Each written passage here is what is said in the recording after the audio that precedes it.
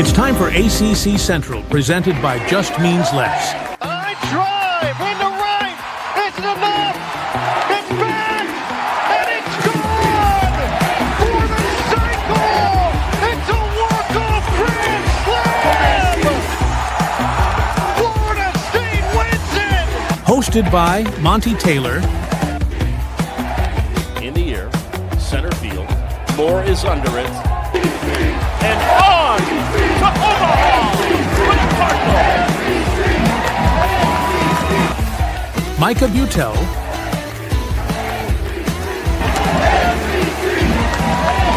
Fly ball driven into left field. Spin. Does he do it? He does. A walk-off homer by Ken Smith. And Nick Dioli.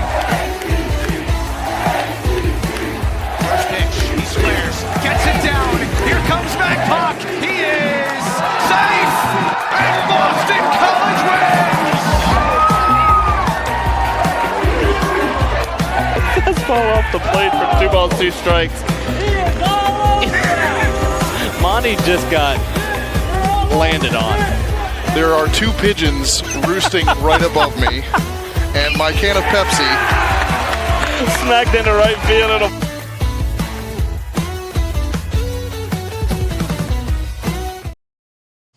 Welcome back, ACC fans, to another episode of ACC Central. We continue our team deep dive previews without Micah. We missed Nick for the last 2 episodes, but we got him back, but we lost Micah. And as you can see in the background of my 2006 North Carolina National Championship t-shirt, College World Series National Championship t-shirt, which is really interesting. Nick, why is that interesting? Because North Carolina didn't win the national championship in 2006.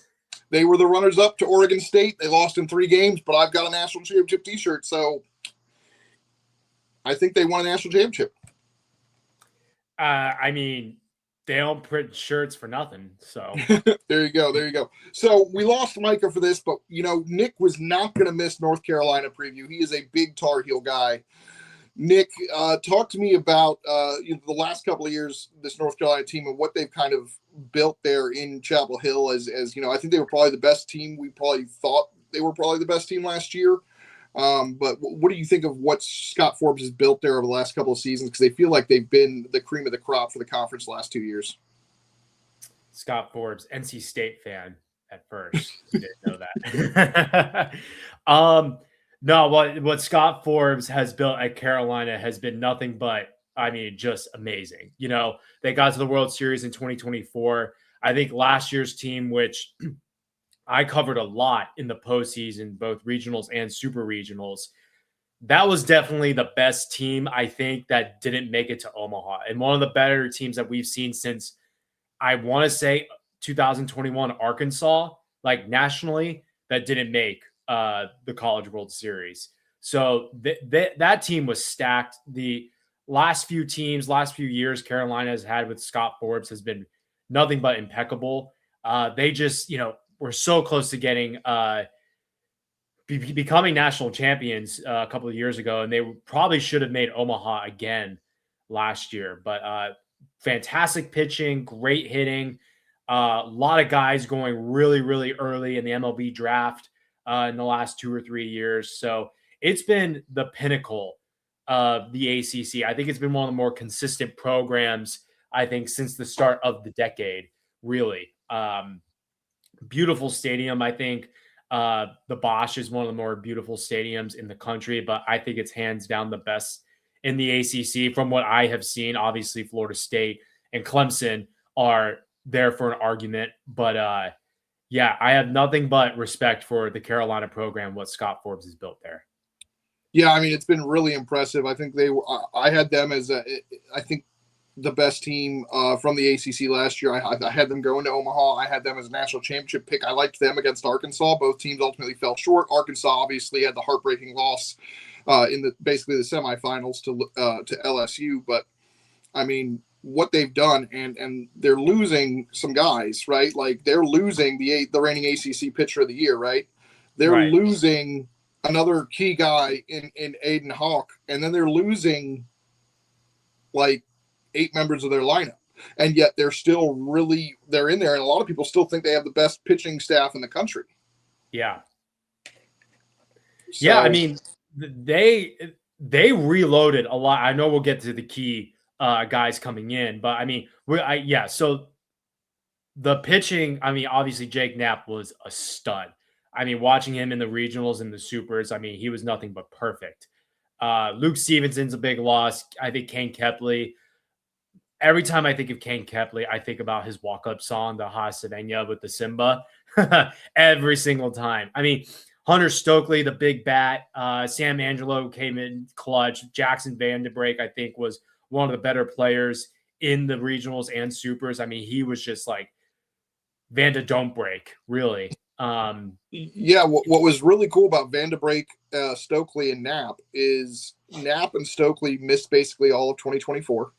Yeah. And Vandenbrake was not very effective in a starting role in 2024. And all those guys were key last year and had big years. So that was really cool to see because they all got to go to Omaha, I believe. I know Knapp did. I know, obviously, Vandenbrake was there because he had some clutch hits in the postseason. But they weren't necessarily participating on that team. So it's really cool that they got to be critical pieces last year. Obviously, Jake Knapp, unbelievable.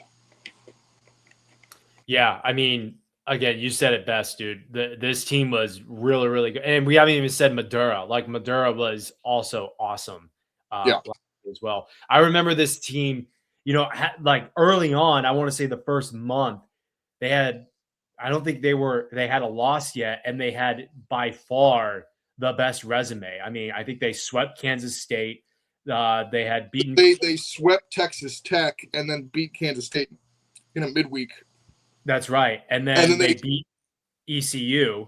I think they definitely took 2 of 3 from ECU. I can't remember if they swept ECU as well. Yeah, and I think they took 1 or 2 against the Gamecocks. But yeah, they were building a hell of a resume. They kind of came back down to earth a little bit once conference play started, but it was all consistency. Like they were on.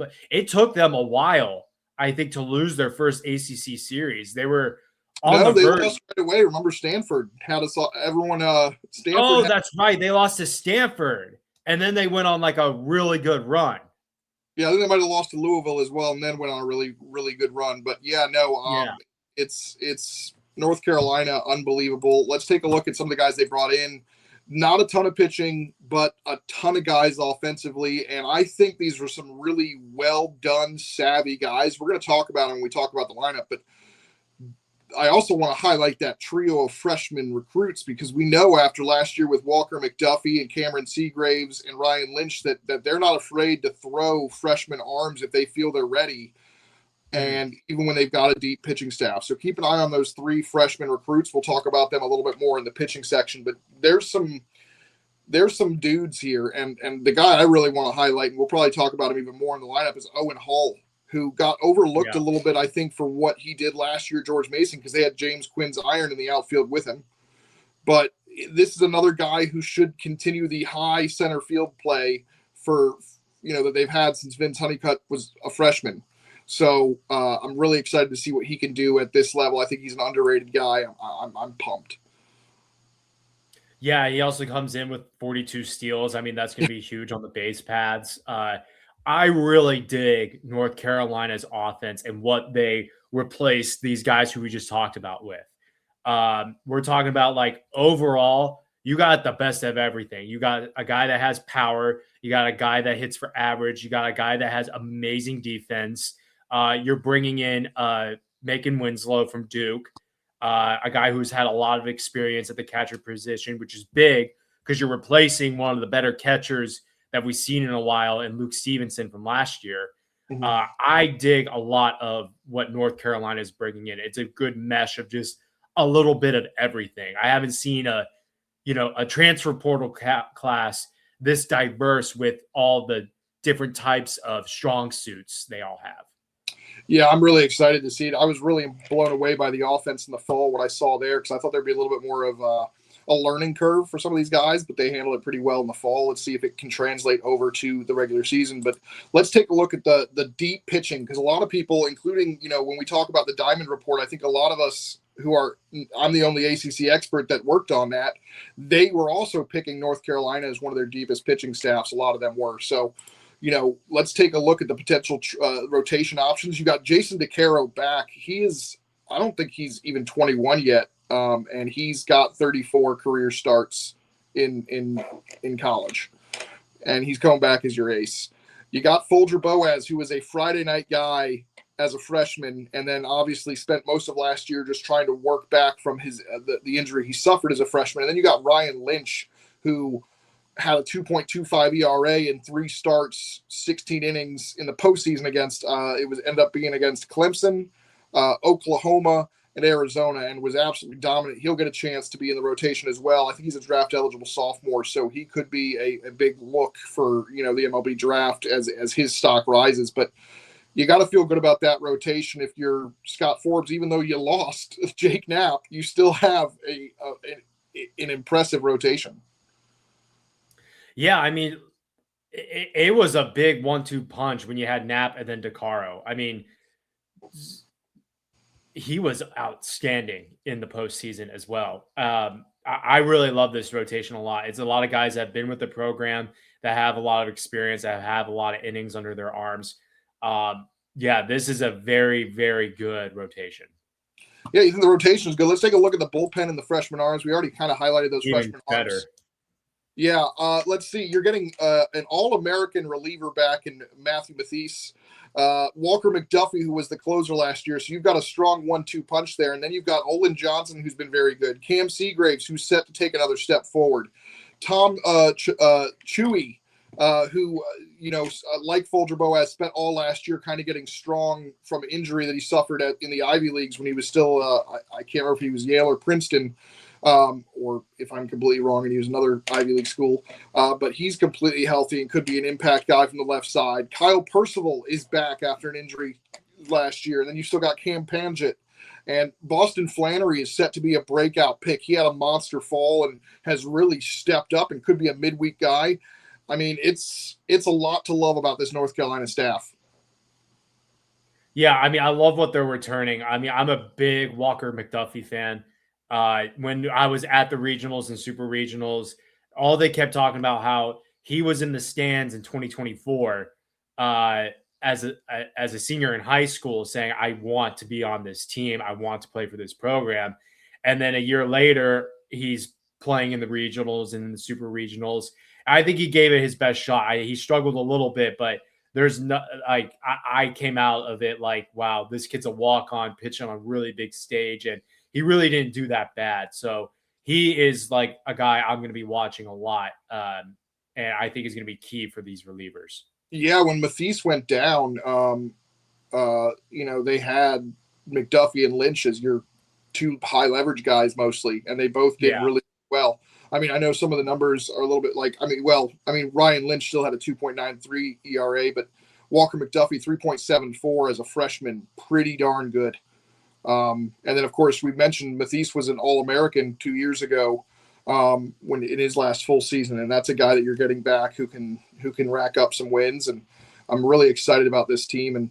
And obviously, we talked about Chewy. He only threw 10.1 innings last year, but had a sub-1 ERA. Like, he's going to get more opportunities. And obviously, he has to get more opportunities because you look at the limited number of lefties. You got Chewy, you got Percival, you got Jackson Rose. So those guys are going to have to step up as lefties. But I love this pitching staff. It's experienced and deep. And again, you've got some really talented freshmen. I'm hearing big time things about Caden Glauber. So it's going to be really fun to watch this rotation and fingers crossed, knock on wood, they all stay healthy. Absolutely. Yeah. Moving along, there's a look at the potential staff. We got DeCaro, Boaz, Lynch. Obviously, Boaz and Lynch can be flipped depending on how they feel, but DeCaro's definitely going to be the Friday night guy. Boston Flannery, I kind of like him in a midweek role. Olin Johnson is a guy that should be okay as a starter, but it's almost, he doesn't pitch as well as a starter as versus the bullpen. I think, there's just something there that just doesn't quite click as a starter, but he's very effective as a reliever or, using somebody, as an opener and then him coming in and relieving them, something like that. But, Cam Seagraves is a guy who I think is going to get a lot of high leverage innings. We talked about Chewy. We talked about Kyle Percival. I'm just excited. And we mentioned the two co-relief aces, Matisse and McDuffie. Yeah, I mean, up and down, like I barely see any weaknesses. If this staff can stay healthy, man, they're up there in the ACC, Monty. I'll just say that they're very, very good.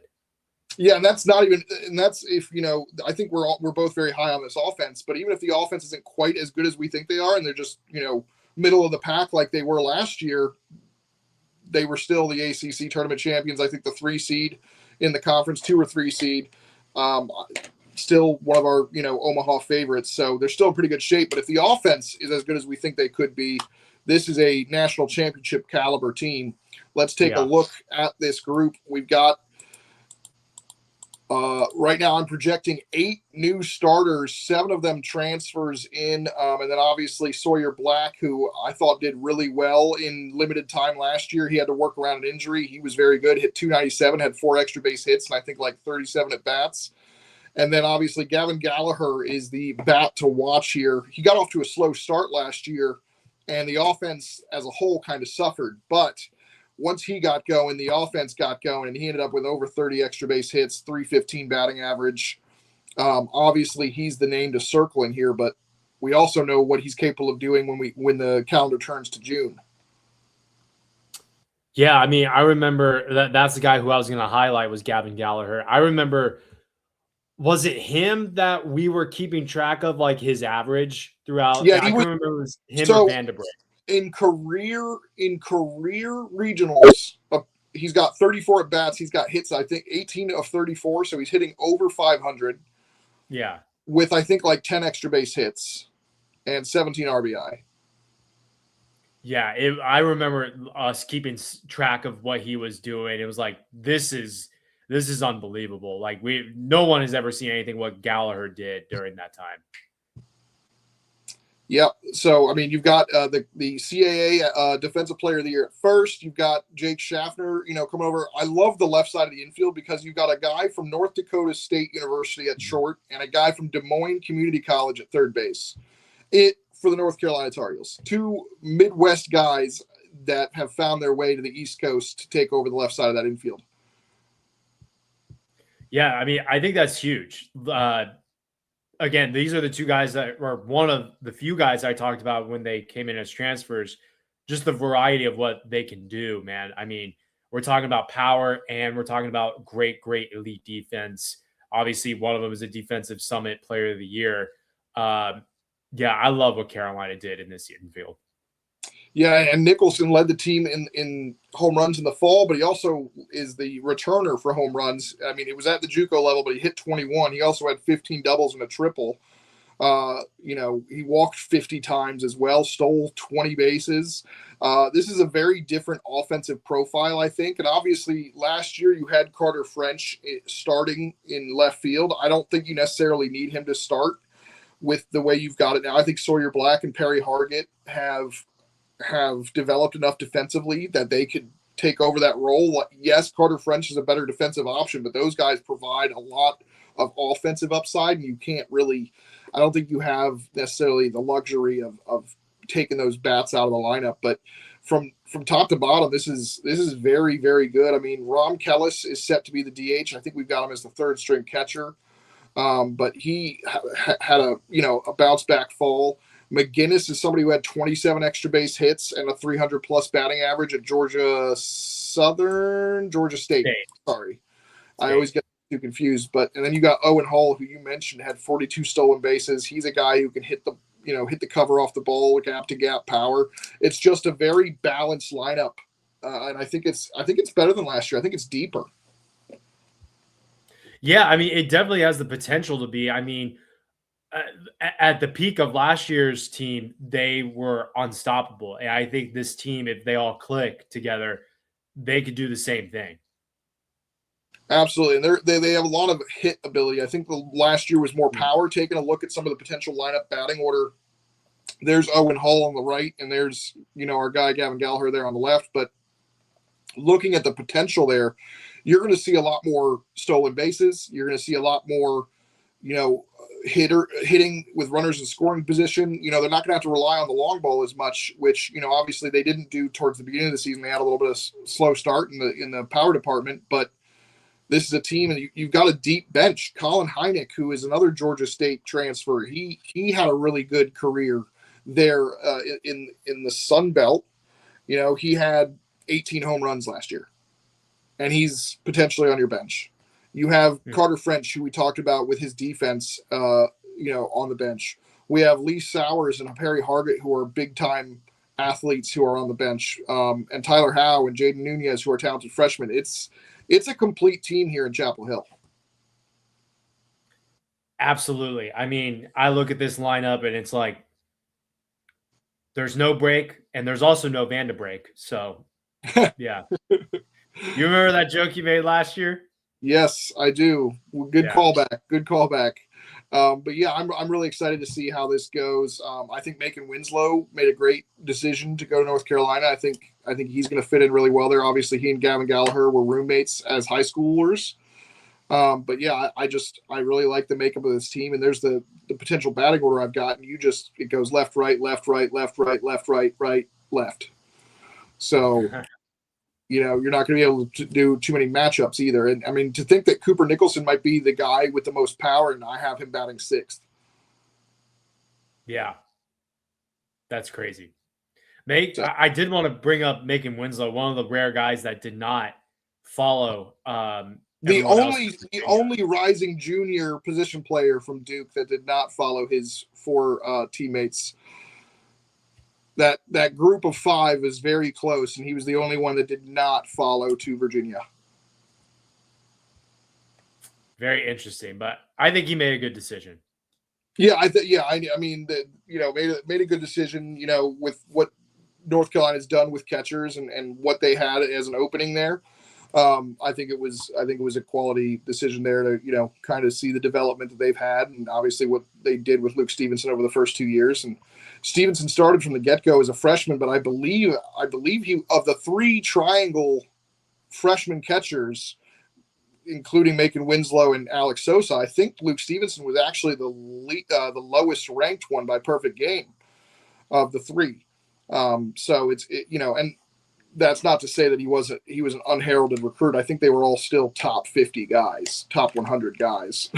So yeah, you know, the margins are slim anyway, but I just wanted to throw that note out there.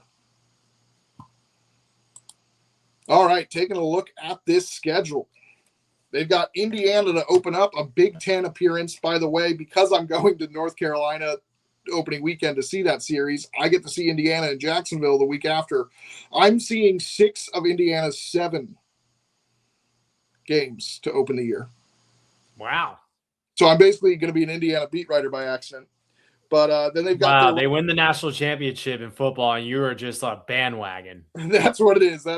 No, they have their big you know, home neutral away series with ECU. That's always fun. They have their opening ACC matchup is hosting Virginia. They didn't play last year, which felt very strange.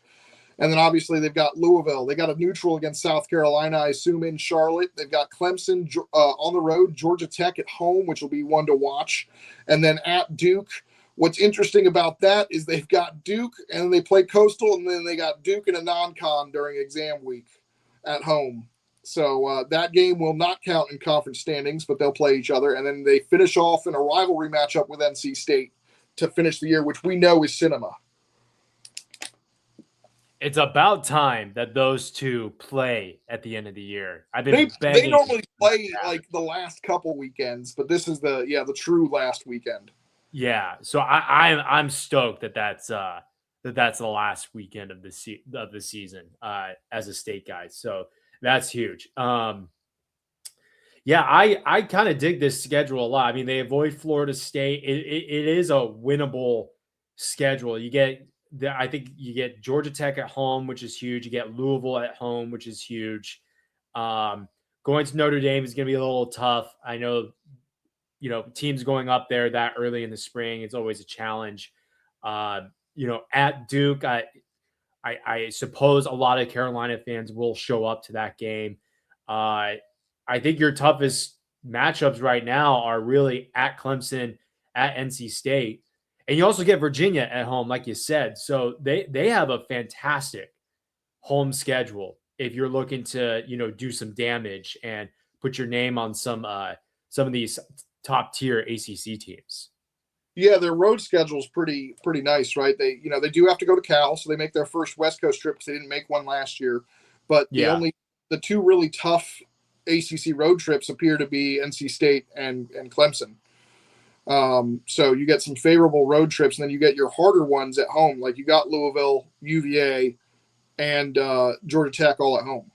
So I think that is important, for what they want to do. And I think they've also challenged themselves enough in the non-conference because they're going to face Coastal, they're going to face South Carolina, they're going to face, Indiana, who's a pretty strong Big Ten team. I don't know if they're tournament caliber this year, but they're always a strong contender in the Big Ten. And then, of course, East Carolina is, a big rivalry matchup of a team that is consistently a tournament team. And I'm really excited to see them navigate this schedule. They've got enough to where they're going to get tested, but nothing that's like crazy that when we look at it goes, ooh, that's a tough. They're going to struggle there, Yeah, I don't really see like a stretch where it's like they could drop like a couple series, maybe even 3 in a row.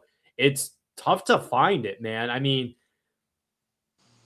no, I can't. I really can't find like a stretch where they would struggle, to be honest with you.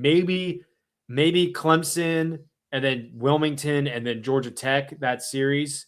I think that's your toughest stretch, April 18th.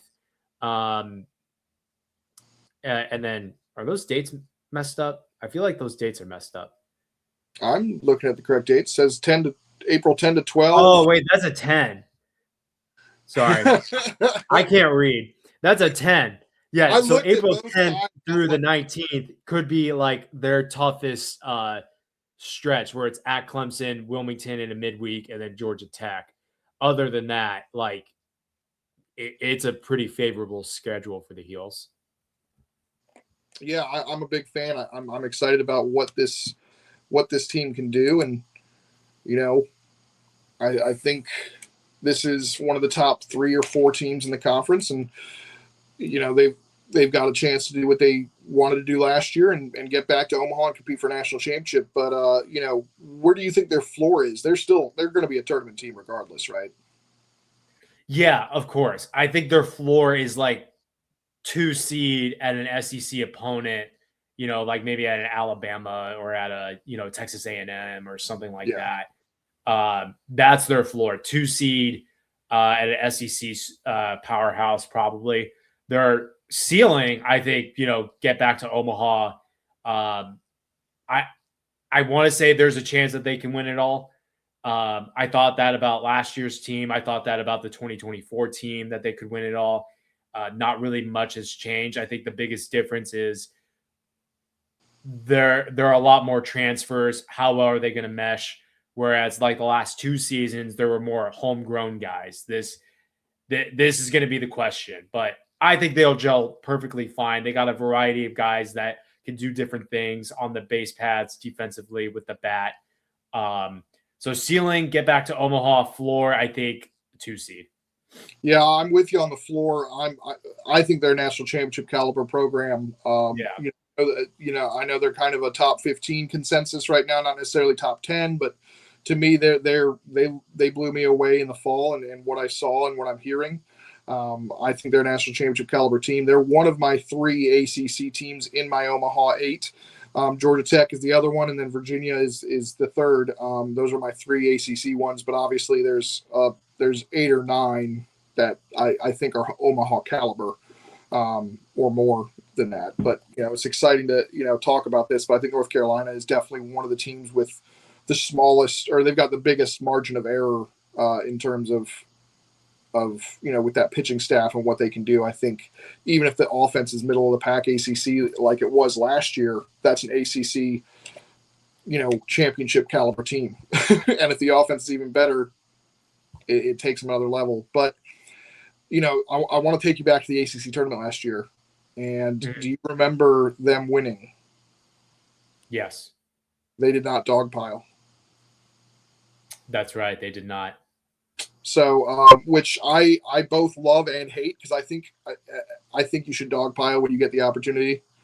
But I understand the message you're sending, that you've got bigger aspirations, bigger goals. Ultimately, they didn't meet those goals. So we know that an ACC championship is not the goal for North Carolina. It's Omaha and a national championship. So it's going to be exciting to see if they can get over the hump and get back there to Omaha and possibly get a real national championship T-shirt. I won't be buying it if they win it, but but yeah, I mean, I have big aspirations. I mean, every year I think you should have an aspiration of what Carolina can do. They're always a consistently top ACC team. You can even point out programs that are really good, like Florida State, Wake Forest, even NC State. There are those years where it's like a one-off. It seems like Carolina really doesn't have a one-off. You could maybe argue the 23 season where they couldn't get out of the Terre Haute Regional. Yeah. But even so, I think some people even picked them to win that. I think I did. But yeah, you could always count on Carolina to do some damage and make a postseason run. Absolutely, absolutely. Well, the good news is also they have the best uniforms in the game. People think so. I'll compliment them. They have great uniforms. Well, yeah. It's funny that Nick is not the one missing North Carolina. It's Micah, but we'll be back tomorrow with Nick's favorite, the NC State Wolfpack. Micah will be back as well. But until then, it just means less.